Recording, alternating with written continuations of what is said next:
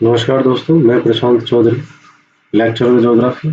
और आज हम राजस्थान माध्यमिक शिक्षा बोर्ड की कक्षा 12 के भूगोल विषय के पाठ 2 विश्व की प्रमुख जनजातियां major tribes of the world, इन पर चर्चा करेंगे।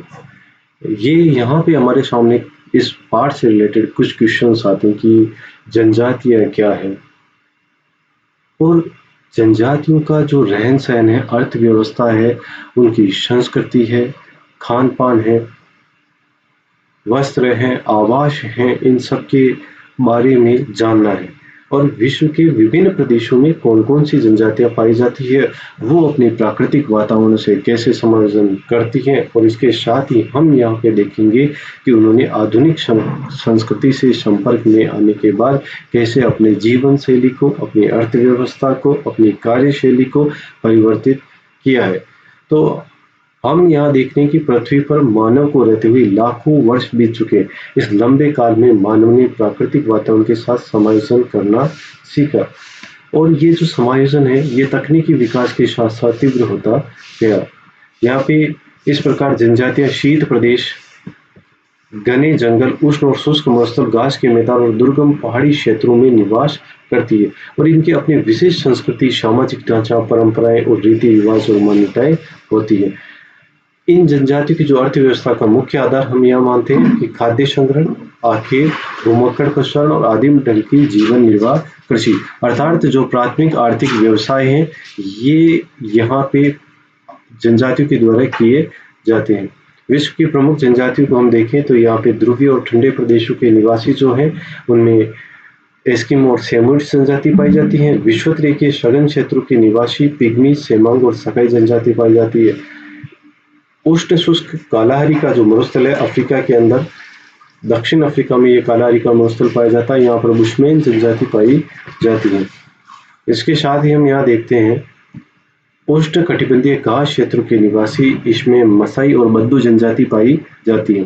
समशीतोष्ण कटिबंधीय घास क्षेत्रों के निवासी किर्गिज जनजाति है यहाँ पे, और दुर्गम पहाड़ी और पठारी क्षेत्रों के निवासियों में भील, गोंड, संथाल, मीणा और नागा, इसके साथ अन्य जनजातियां। यहाँ पर ये भारत की जनजातियां ली है। इस अध्याय में हम 4 जनजातियों का अध्ययन करेंगे। उनमें से विश्व की जो जनजातियां हैं उनमें एस्किमो जनजाति, ध्रुवीय प्रदेशों में रहने वाली, साथ ही विपरीत परिस्थितियां, बर्फीले प्रदेशों से विपरीत परिस्थितियां, मरुस्थलीय प्रदेश, कालाहारी के मरुस्थल में निवास करने वाले बुशमैन जनजाति का अध्ययन करेंगे। साथ ही हम भारत की यहाँ पे 2 जनजातियों का अध्ययन करेंगे। एक तो भील जनजाति जो हमारे राजस्थान से रिलेटेड है, और दूसरी गोंड जनजाति है। सबसे पहले हम यहाँ पर एस्किमो जनजाति का लेते हैं। एस्किमो का जो शाब्दिक अर्थ होता है वो होता है कच्चा मांस खाने वाला, और इनके आजीविका का मुख्य आधार होता है आखेट, और अर्थात मछली पकड़ते हैं। ये एस्किमो जनजाति का यहाँ पे एक महिला दिखा रखी है। नेक्स्ट हम यहाँ देखते हैं एस्किमो जनजाति जो है वो मंगोल प्रजाति से संबंधित है। एस्किमो का चेहरा सपाट, चौड़ा, त्वचा का रंग पीलापन लिए हुए, यानी ये सब मंगोल प्रजाति से संबंधित विशेषताएं रखते हैं। ये घोर संकट काल में अपनी स्थिरता, गंभीरता, विवेक को अडिग बनाए रखते हैं। इनका निवास क्षेत्र देखते हैं। एस्किमो जो जनजाति है इसका निवास क्षेत्र आर्कटिक और टुंड्रा प्रदेशों तक ही सीमित है। इस क्षेत्र में अलास्का से लेकर बेरिंग जलभंडारों मध्य तक इनका विस्तार है। ये अलास्का, ग्रीनलैंड और उत्तरी साइबेरिया क्षेत्र में रहते हैं। यहाँ पे इंपॉर्टेंट आ जाता है कि अलग अलग प्रदेशों में एस्किमो जनजाति को अलग अलग नाम से जानते हैं। जैसे कनाडा, उत्तरी कनाडा और ग्रीनलैंड में एस्किमो कहते हैं इन्हें, स्कैंडिनेविया में इन्हें लैप्स कहेंगे, और उत्तरी साइबेरिया में इन्हें याकूत, चच्ची या तुंग कहेंगे। यहाँ का जो एनवायरनमेंट है वो निम्न तापमान है, बर्फीली आंधियां चलती, कम रोशनी युक्त और कठोर जलवायु में लगभग 10 लाख एस्किमो विगत 10 वर्षों से रह रहे हैं। इस प्रदेश में जाड़ी की ऋतु लंबी, ग्रीष्म ऋतु बहुत छोटी होती है, और वार्षिक यहाँ पे जो औसत तापमान 0 डिग्री सेल्सियस से भी कम रहता है। कठोर जलवायु के कारण यहाँ वनस्पति का अभाव रहता है। ग्रीष्म काल में अल्प अवधि में शैवाल है, काई है, लाइकेन है, इस तरह की यहाँ पे रंग बिरंगे फूल की वनस्पति थी। जीव जंतु यहाँ देखे तो यहाँ पे भालू, लेमिंग, खरगोश, कस्तूरी मृग, कैरिबाऊ या इंपॉर्टेंट रेनडियर जिसे कहते हैं, लोमड़ी, कुत्ते। समुद्री जीवों में देखे तो यहाँ पे शेर, वेल, वॉलरस, सीलोइन जैसी मछलियां पाई जाती हैं। यहाँ आर्थिक क्रियाकलाप इनके देखने से पहले अब एक बार मैप के अंदर देखते हैं। ये यहाँ पे संयुक्त राज्य अमेरिका है और इसका अमेरिका के जस्ट ऊपर की तरफ ये कनाडा देश है जो एक तरफ प्रशांत महासागर, दूसरी ओर अंध महासागर से घिरा हुआ है। इसके ऊपर की तरफ अलास्का जो अमेरिका का संयुक्त राज्य अमेरिका का ही राज्य, इस अलास्का के उत्तरी प्रदेश में, इसके साथ ही कनाडा के उत्तरी प्रदेश में जो रेड कलर से दिखा रखा है ग्रीनलैंड के प्रदेश में, ये एस्किमो जनजाति का निवास क्षेत्र दर्शाया गया। यहाँ पे हम आर्थिक क्रियाकलापों की बात करेंगे तो इसमें आखेट आएगा। आखेट हमारे यहाँ पे जो एस्किमो जनजाति है वो दो प्रकार से करती है, एक शीतकालीन आखेट करती है और एक बसंतकालीन आखेट करती है। शीतकालीन जो आखेट ये करते हैं, ये समुद्री तट के किनारे शील मछली का शिकार करते हैं। जब मछली बर्फ में बने छिद्रों में श्वास लेने आती है तो एस्किमो द्वारा रखी हड्डी की छड़ हिल जाती है। एस्किमो अपने हथियार हार्पून से सील मछली का शिकार करते हैं, इसे माउपाक कहते हैं। माउपाक अर्थात प्रतीक्षा करना। और दूसरी विधि इतुरपाक।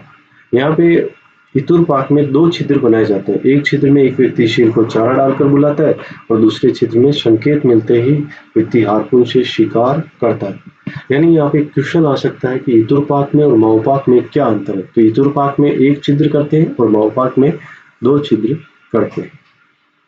शील मछली केवल भोजन प्रदान न केवल भोजन प्रदान करती है वरन जलाने के लिए ईंधन भी देती। शील की चर्बी अन्य जीवों की चर्बी की तुलना में तुरंत और अधिक देखती जलती, इसलिए इसकी डिमांड ज्यादा है।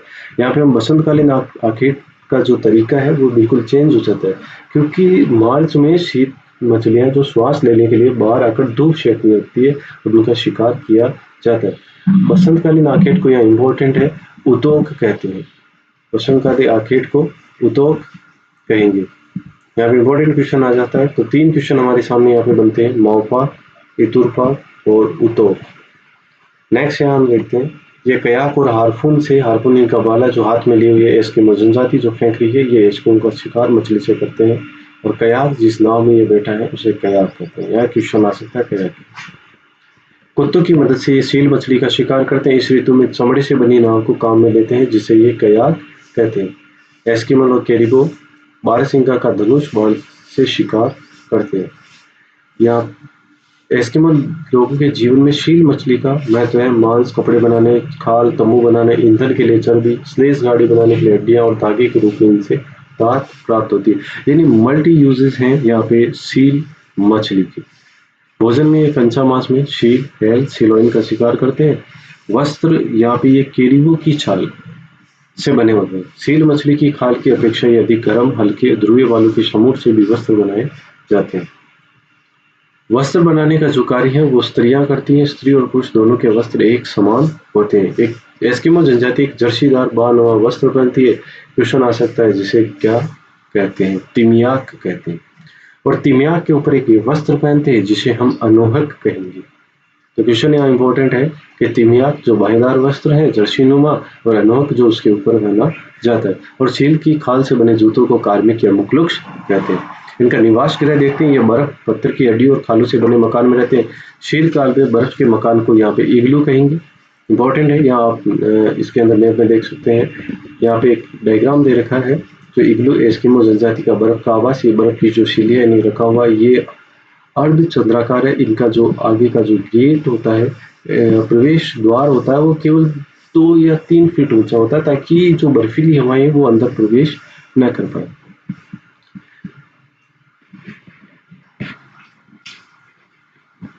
और ये लकड़ी और वेल की हड्डियों से बने मकान को यहाँ पे कर्मक कहते हैं। इसका एक प्रवेश द्वार एक भूमिगत सुरंग से जुड़ा होता है। ग्रीष्मकाल के दौरान ये लोग अस्थायी तंबू में रहते हैं। या फिर ये इंपॉर्टेंट क्वेश्चन आ जाता है कि कर्मक क्या होगा। कर्मक इनका आवास होगा, जो लकड़ी और वेल के हड्डियों से बने मकान को कर्मक कहते हैं। इनकी यंत्र और उपकरण को देख लेते हैं कि ये कयाक क्या होती है। लकड़ी से बनी नाव होती है जो 5 मीटर लंबी और 1.5 मीटर चौड़ी होती है। कयाक और उमियाक बड़ी नाव होती है और कयाक छोटी नाव होती है। हार्पून इनका भाला होता है और स्लेज ये बर्फ पे चलने वाली गाड़ी होती है जिसे कुत्ते या रेंडियर खींचते हैं। यहाँ पे हम देख सकते हैं, यहाँ पे एस्किमो को स्लेज गाड़ी को ये रेंडियर खींच रहे हैं, इस चित्र में आपको दिखाई दे रहा है। समाज और संस्कृति, ये छोटे छोटे समूह में रहते हैं, घुमक्कड़ जीवन यापन करते हैं, पितृवंशीय समाज है, बहुपत्नी प्रथा है, और ग्रीष्म काल में उत्सव और समारोह मनाए जाते हैं। एस्किमो लोग जादू टोनों में भी विश्वास रखते हैं और इनकी जो भाषा होती है वो एल्यूट भाषा होती है। यह एक बहुत इंपॉर्टेंट बात है कि यहाँ के जो व्यक्ति हैं, बूढ़े और अशक्त जो व्यक्ति होता है परिवार का, जब यहाँ भोजन समाप्त हो जाता है तो व्यक्ति जब तक चलता रहता है, वो बर्फीले प्रदेशों में रात्रि के दौरान, जब तक कि वो निढाल होकर गिर न जाए, और उसके बाद वो व्यक्ति अपने प्राण त्याग देता है, और केवल अपने परिवार की रक्षा के लिए। तो यहाँ बहुत ही सामंजस्य देखने को मिलता है, जो आधुनिक संस्कृतियों में भी आजकल जो दिखाई नहीं दे रहा है, वो अपनत्व इन एस्किमो जनजाति में अपने परिवार के प्रति दिखाई देता है।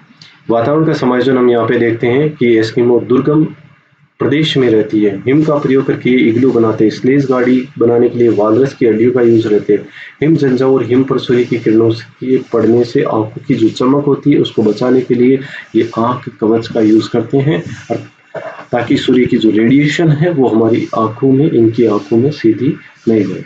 आधुनिक संस्कृति से संपर्क हुआ 1960 के पश्चात यूरोपियन और जो अमेरिकन लोग हैं इनसे इसका संपर्क बढ़ा है। अब ये लोग आग्नेय अस्त्र और बंदूक का प्रयोग करने लगे, और अमेरिकी सरकार के द्वारा प्रदत्त सुविधाओं के बढ़ने से, भरण पोषण सरल होने से एस्किमो लोग की जनसंख्या कनाडा और अलास्का में निरंतर बढ़ रही है। इनकी संख्या वृद्धि से टुंड्रा और तटीय क्षेत्रों में पर्यावरण पर इसका प्रतिकूल प्रभाव पड़ेगा। संभव है 21वीं शताब्दी में एस्किमो का जनजातीय परिवेश मात्र ऐतिहासिक रह जाएंगे।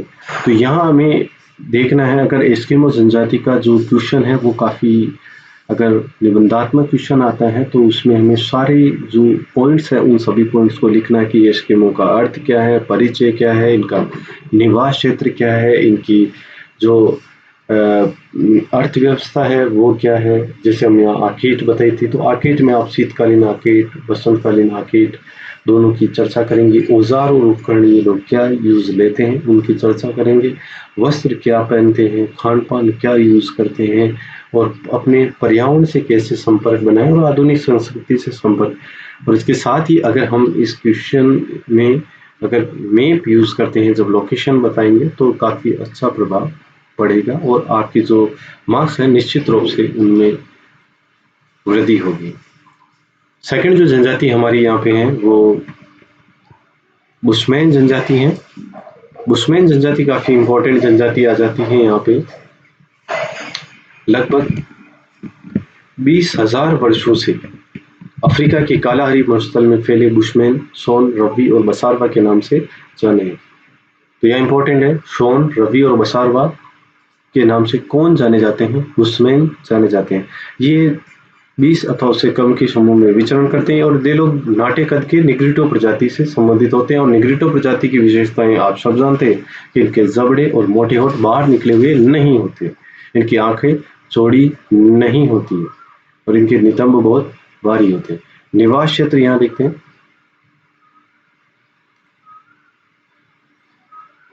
यहाँ पे जो नहीं होती है, ये जहां तक मैं समझ रहा हूँ ये सही नहीं लिखा है, या इनके जबड़े और मोटे होठ बाहर निकले हुए होते हैं और इनकी आंखें चौड़ी होती हैं। इनका निवास क्षेत्र देखते हैं। बुशमैन लोग अफ्रीका महाद्वीप में 18 डिग्री से 24 डिग्री दक्षिणी अक्षांश के मध्य बेचवाना लैंड में स्थित है और ये प्रदेश अधिक घना है। मरुस्थल और पश्चिमी अफ्रीका के उपोष्ण घास के मैदान में फैले दक्षिणी अफ्रीका, बोत्सवाना, नामीबिया, अंगोला क्षेत्रों में निवास करते हैं। बुशमैन जनजाति के निवास क्षेत्र को यहाँ पे दर्शाया गया, आप देख रहे हैं। ये 15 डिग्री पूर्वी देशांतर से 30 डिग्री पूर्वी देशांतर के मध्य ये काला रेखा मरुस्थल, ऊपर की मकर रेखा लगभग मध्य से इस काला रेखा मरुस्थल से गुजरती है। Namibia, Lesotho, Swaziland, Zimbabwe, Zambia जैसे देशों से ये प्रदेश घिरा हुआ। काला रेखा जो मरुस्थल है वो उबड़ खाबड़ है। यहाँ की जलवायु अर्धउष्णकटिबंधीय है। औसत वर्षा का जो है 25 सेंटीमीटर से कम है। तापमान वर्ष भर ऊंचा रहता है, परंतु जो रातें हैं वो अपेक्षाकृत ठंडी रहती है। ग्रीष्म का लंबा, शीतकाल बहुत छोटी अवधि का होता है। यहाँ पर घास के मैदान में कटीली झाड़ियां पाई जाती है और एक प्रकार का तरबूज जिसे त्यामा कहते हैं, जो जल आपूर्ति के लिए मानव और पशु प्रयोग करते हैं।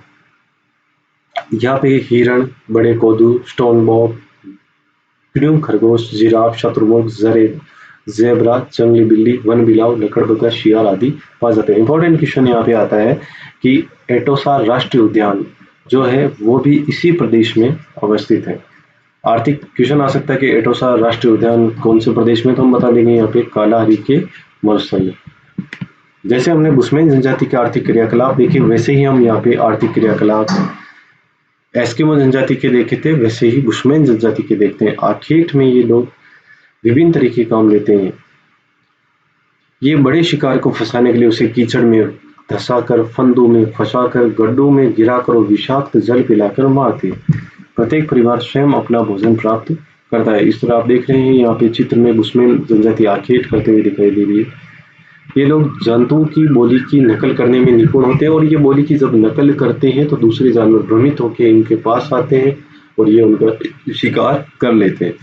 इनके भोजन देखते हैं, ये सर्वभक्षी होते हैं। और बुश्मेन जनजाति की खास बात एक है कि ये आधी भेड़ तक एक बार में खा जाता है।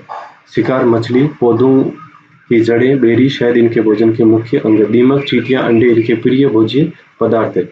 ये इस बात की परवाह नहीं करते कि भोजन ताजा है या बासी, और इनको कोई टेंशन भी नहीं है कि भविष्य के भोजन को संचित रखा जाए। इसलिए टेंशन नहीं लेते हैं क्योंकि उष्ण जलवायु होती है, तो भोजन को अगर संग्रहित करेंगे तो वो खराब हो जाएगा। अपनी तरह वहाँ फ्रीज तो नहीं है, जहाँ तक मैं समझ रहा हूँ। इसीलिए ये लोग भोजन का संग्रह नहीं करते। वस्त्र इनके देखते हैं, बुश्मेन के वस्त्र बहुत कम होते हैं। पुरुष एक तिकनी लंगोट पहनता है जिसकी नोक टांगों के बीच होकर पीछे की ओर जाती है। स्त्रियां सामने और पीछे की ओर कमर से बांधकर चमड़े की चौकोर एप्रन लटकाकर पहनती है। स्त्री के वस्त्र में सर्वाधिक महत्वपूर्ण वस्त्र होता है चोंगा होता है, जिसे स्थानीय भाषा में क्रोश कहते हैं। बहुत इंपॉर्टेंट, चोंगा या क्रोश। ये वस्त्र और बिस्तरबंद दोनों का काम करता है क्योंकि इस क्रोश में वो अपने शिशु को संग्रहित वस्तुओं को लपेट कर लाती है। बुश्मेन की टोपी और जूतों को भी काम ले। निवास गृह इनका चट्टानी गुफाओं का होता है। ये कड़ी टहनियों, घास, जानवरों की खाल से गुंबदाकार झोपड़ी बनाते हैं। बुश्मेन लोगों के अल्पकालिक गांव को क्या कहते हैं, ये क्वेश्चन आ सकता है, तो यहाँ हम उन्हें वेर्फ कहेंगे, जो 8 से 10 झोपड़ियां होती है। ये आप देख रहे हैं बुश्मेन जनजाति का निवास दिखाई दे, जिसे वेर्फ कह रहे हैं। इनके औजार हम देखते हैं कि इनके औजार और बर्तन में तीर, कमान, नुकीला डंडा, भाला, बर्छा, अग्निदंड इनके प्रमुख औजार है। ये विष बुझे तीरों का प्रयोग करते हैं। शुतुरमुर्ग जीवा के पैरों की हड्डियों को घिस कर नुकीला बनाकर तीर के अग्रभाग पर लगाते हैं। पेड़ की छाल के रस्से बनाते हैं। यहाँ पे ये औजार दिखाए गए हैं। इनके पास बर्तन बहुत कम होते हैं और इन्होंने बहुत ही अच्छा पर्यावरण से समाज उठाया है। शुतुरमुर्ग के अंडों का उपयोग जल रखने और आभूषण बनाने में करते हैं। हिरण की खाल की थैली और लकड़ी के प्याले अन्य बर्तन। इनके समाज और संस्कृति देखें तो बुश्मेन की धार्मिक परंपरा, संस्कार, कलाओं में प्राणियों व प्रकृति का केंद्रीय स्थान है। ये लोग जादू टोनों में और भूत प्रेत में विश्वास करते हैं। बुश्मेन 2 भगवान में विश्वास करते हैं, एक जो पूर्व में रहता है और दूसरा जो पश्चिम में रहता है। और यहाँ पे जो ओझा इनके होते हैं वो बीमारी और प्रेतात्माओं से इन्हें बचाते हैं। चट्टानों पर की गई बुश्मेन जनजाति की जो पेंटिंग्स है वो सर्वप्रसिद्ध है। अंडों की खोल के आभूषण, तीर, कमान, स्कर्ट इनके प्रमुख क्राफ्ट वस्तु हैं। इनके भी वातावरण से काफी अच्छा समायोजन बिठाया है कि इनमें जीवित रहने के लिए शक्तिशाली चेतना पाई जाती है। थोड़ा सामान रखते हैं, कम बच्चे रखते हैं। अपने सामान का बंटवारे के कारण ये घूमने रहने की आबादी स्वतंत्रता का उपयोग करते हैं। अकाल के समय बुश्मेन स्त्रियां गर्भधारण करना बंद कर देती है। शिकार करते समय ये लोग मादा और अल्पवयस्कों को हानि न पहुंचाने का ध्यान रखते हैं। इसका कारण यह है कि अगर मादाओं का शिकार करेंगे तो आगे संतति नहीं आएगी, और अल्पवयस्क का शिकार भी इसलिए नहीं करते क्योंकि भविष्य में वो बड़ा होगा तो इनके भोजन के लिए अधिक वो आपूर्ति प्रदान करेगा। ये लोग अग्नि जलाने के लिए कम से कम ईंधन का उपयोग करते हैं और शिकार के लिए पशु के प्रत्येक भाग को काम में लेते हैं। संक्षेप में ये कहा जा सकता है कि बुश्मेन ने अपने प्राकृतिक वातावरण से समायोजन बनाया और इनका आधुनिक संस्कृति से संपर्क हुआ है, और इन्होंने भी स्थानीय व्यापारियों के साथ वस्तुओं का विनिमय किया है।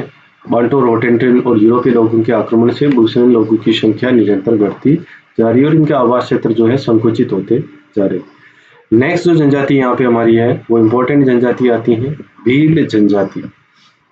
भील जो वर्ड है ये संथाल और गोंड जनजाति के बाद भारत में तीसरा सबसे बड़ा जनजातीय समूह है। ये द्रविड़ भाषा के बीलू शब्द से हुई है जिसका अर्थ है तीरंदाज। भील की जो उत्पत्ति है वो अलग अलग विद्वानों के द्वारा या अलग अलग दंत कथाओं में अलग अलग आता है। संस्कृत के क्रियामूल के अंदर जाए तो इसका अर्थ वेदना अर्थात वध करना, मारना होता है। पुराणों में लिखा है कि इसकी उत्पत्ति महादेव के पुत्र निषाद से हुई। निषाद ने पिता महादेव के बैल नंदी को मार दिया था, इसलिए इन्हें पर्वतीय क्षेत्रों में महादेव जी ने निर्वासित कर दिया। महाभारत महाकाव्य में इसका संबंध एकलव्य से आता है और रामायण में इसका संबंध शबरी से है।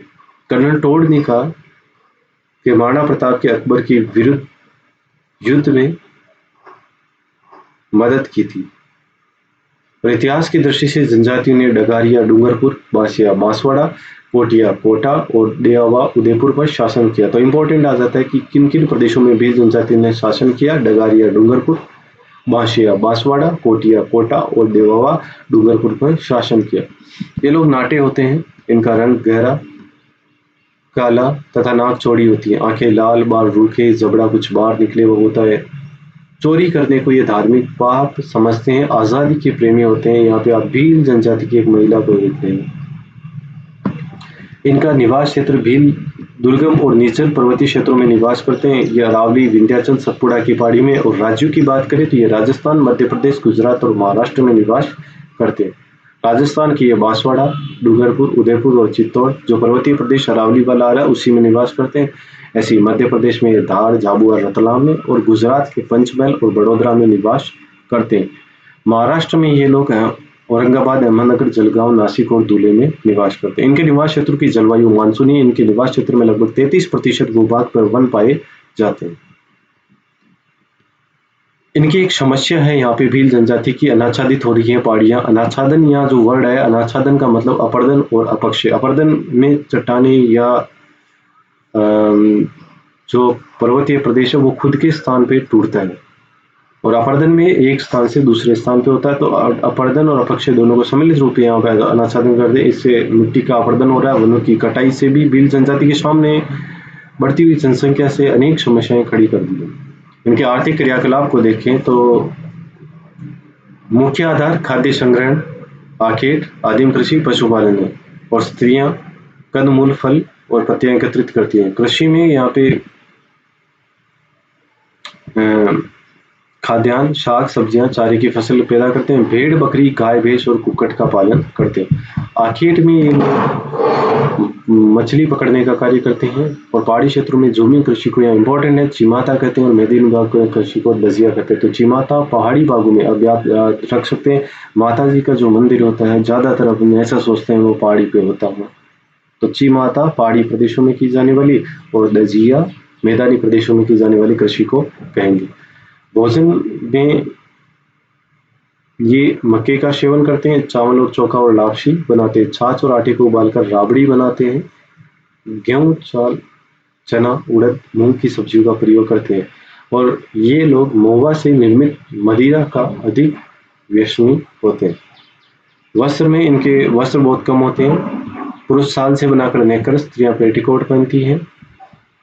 इनके आभूषण में चांदी, पीतल, जस्ता और निकल से बने होते हैं क्योंकि ये भील जनजाति जो गरीब जनजाति इसलिए सोने या चांदी के आभूषणों का प्रयोग नहीं करते। अपने आप को जो स्त्रियां हैं वो कांच की चूड़ियों से सजाती और संवारती। निवास गृह इनके प्रकीर्ण होते हैं। झोपड़ियां खेत और छोटे टुकड़ों के मध्य बनाई जाती है। आवास और अन्न भंडारण और पशुओं की रखने की व्यवस्था भी होती है। घर की दीवारें मिट्टी, बांस, छत खपरेल अथवा केलू से बनी होती है। झोपड़ी के सामने की दीवार को गोबर से, खड़िया से और लाल गेरू से पोता जाता है। ये आप भील जनजाति का जो आवास है वो देख रहे हैं। वर्तमान में पक्के मकान बनाने लगे। यहाँ इंपॉर्टेंट क्वेश्चन आता है कि छोटे गांवों को फला कहेंगे। छोटे गांव को हम यहाँ पे क्या कहेंगे? फला कहेंगे। और बड़े जो गांव है उसको पाल कहेंगे। बहुत इंपॉर्टेंट क्वेश्चन आया है कि भील जनजाति के छोटे गांव को फला और बड़े गांव को क्या कहेंगे? पाल कहेंगे।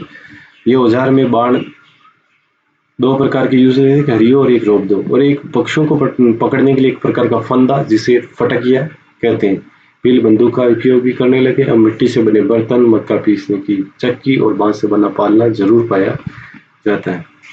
इनका समाज और संस्कृति देखें तो ये भी पितृसत्तात्मक समाज समूह और कुलों में संगठित है। प्रत्येक कुल के अलग अलग गांव में रहता है। कुल का गण चिन्ह होता है। बहुपत्नी प्रथा है। इसमें कन्या का मूल्य दिया जाता है वर पक्ष की ओर से, जिसे दापा कहते हैं। गोल गधेड़ों प्रथा इंपॉर्टेंट आती है यहाँ पे, जिसमें युवक शूरवीरता और अगर साहस दिखाए तो वो शादी हेतु युवती को चुनने का अधिकार पाता है। ये प्रकृति के पूजक होते हैं। कृषि यंत्र और उपकरणों की पूजा भी करते हैं, क्योंकि अधिकांश भील कृषक होते हैं। कुछ लोग नाग देव को भी पूजते हैं। भूत प्रेत में विश्वास करते हैं और मृतकों का ये दाह संस्कार करते हैं। इनके होली माता के गीत गाए जाते हैं। घूमर और घेर नृत्य प्रमुख नृत्य है इनका। और यहाँ एक बेणेश्वर का मेला बढ़ता है, जो सोम, जाखम और माही के संगम त्रिवेणी संगम पे पड़ता है। ये शिव की आराधना की जाती है। ये आग के चारों ओर नृत्य करते और गीत गाते। ये लक्ष्मी नारायण मंदिर में रास लीला का आनंद लेते। ढोल बजा कर अल्पकालिक समय में सभी को ये एकत्रित कर लेते हैं। चेतावनी का संकेत होता है ये, और ये फायरे फायरे बीलू का रणघोष होता है।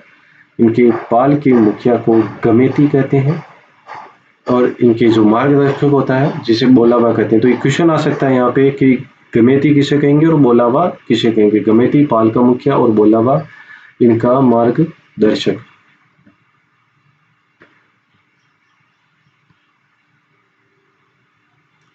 ये भारत के मैप के अंदर यहाँ पे जनजातियां दिखाई जा रही है।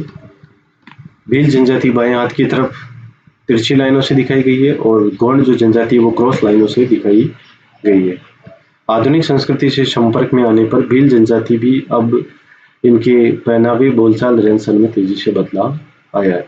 नेक्स्ट जो यहाँ पे हमारी इंपॉर्टेंट जनजाति आती है, गोंड जनजाति। ये विश्व का सबसे बड़ा जनजातीय समूह। भारतीय उपमहाद्वीप में निवास करने वाली जनजाति को गोंड कहा जाता है। इसकी उत्पत्ति खोंडा से हुई है। खोंडा अर्थात पहाड़ी प्रदेश। गोंड अपने आप को कोइटूर या कोल भी कहते हैं। 16वीं से मध्य 18वीं सदी के मध्य गोंडों के शासित 4 साम्राज्य गढ़, मांडला, देवगढ़, चांदा और खेड़ला पाए जाते। मुगलों और 1940 में मराठों के प्रभुत्व के बाद ये लोग हाशिए पर चले गए। वर्तमान में इनका निवास दुर्गम और पहाड़ी प्रदेशों तक सीमित है। निवास क्षेत्र में देखें तो गोंड जाति कई वर्ग मध्य प्रदेश, छत्तीसगढ़, झारखंड, तेलंगाना, महाराष्ट्र, उड़ीसा, आसाम में। ये गोंड सतपुड़ा पहाड़ियों में, काली की श्रेणी, सोन, देवगढ़ उच्च भूमि, बस्तर के पहाड़ और गजगढ़ की पहाड़ियों में रहते हैं। यहाँ पे इस प्रदेश से प्रमुख नदियां जैसे नर्मदा, ताप्ती, सोन, महानदी और गोदावरी नदी का उद्गम हुआ है। इनके आर्थिक क्रियाकलाप देखें तो ये लोग झूमी कृषि और आखेट करते हैं। डिप्पा कृषि करते हैं। इंपॉर्टेंट है यहाँ पे, ये एक झूमी कृषि का प्रकार है जिसमें भूमि को 2-3 वर्ष खेती करने के बाद पड़क छोड़ देते हैं। मध्य प्रदेश के बस्तर में तीव्र पहाड़ी ढालों पर ये सीढ़ीदार खेती करते हैं ताकि अपर्दन नहीं हो।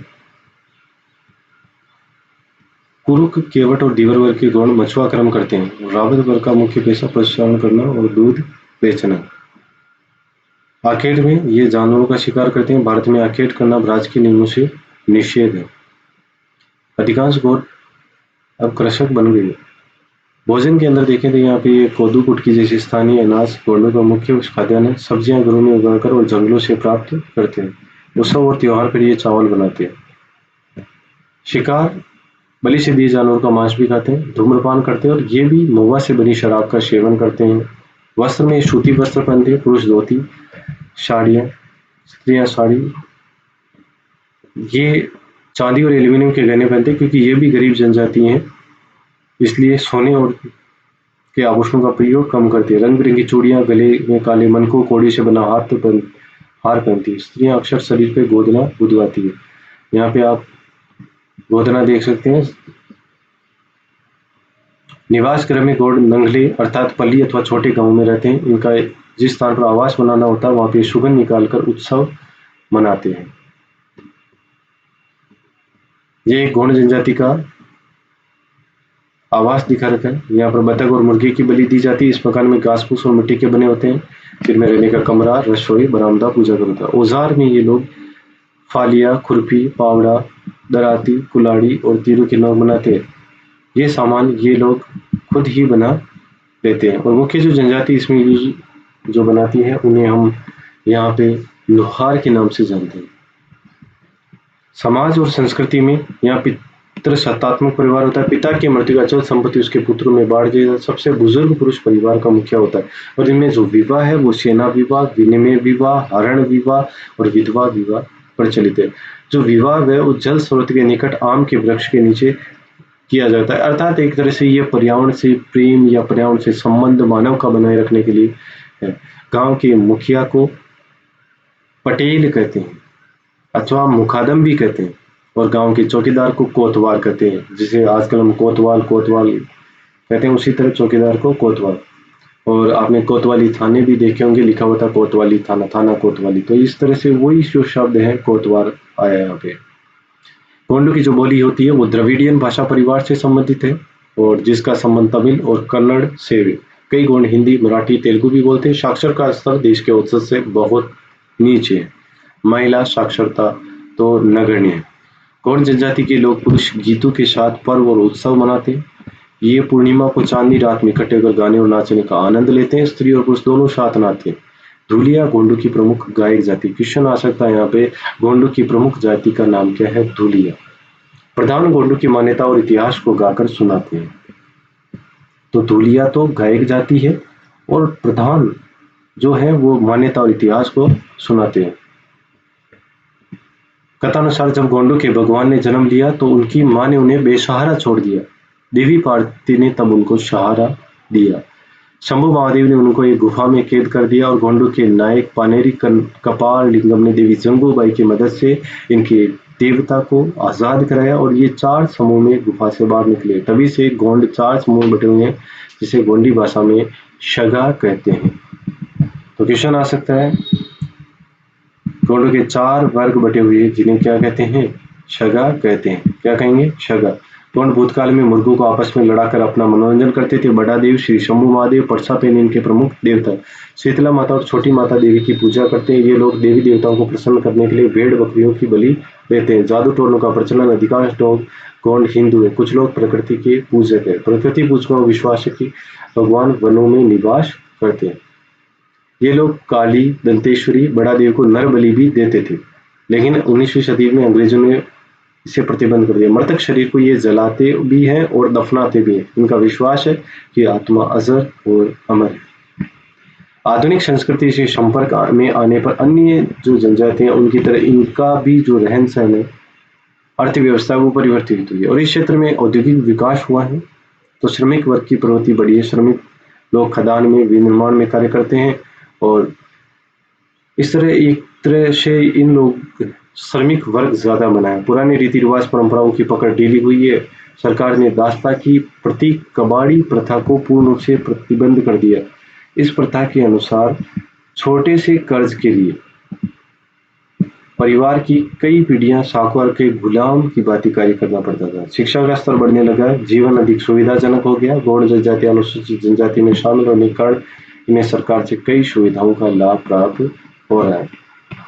तो यहाँ हमने देखा कि जो विभिन्न जो जनजातियां हैं, एस्किमो जनजाति, बुशमैन जनजाति, भील जनजाति और गोंड जनजाति, तो इन जनजातियों का हमें अध्ययन करते समय चारों जनजातियों को दिमाग में रखना है कि चारों जनजातियों का निवास क्षेत्र कहाँ है, उनकी मैप में लोकेशन क्या है, उनकी संस्कृति क्या है, उनकी भाषा क्या है, उनका पहनावा क्या है, उनके आभूषण क्या है, उनकी अर्थव्यवस्था क्या है और वो लोग आधुनिक संस्कृति से संपर्क में आने पर किस प्रकार परिवर्तित हुए हैं।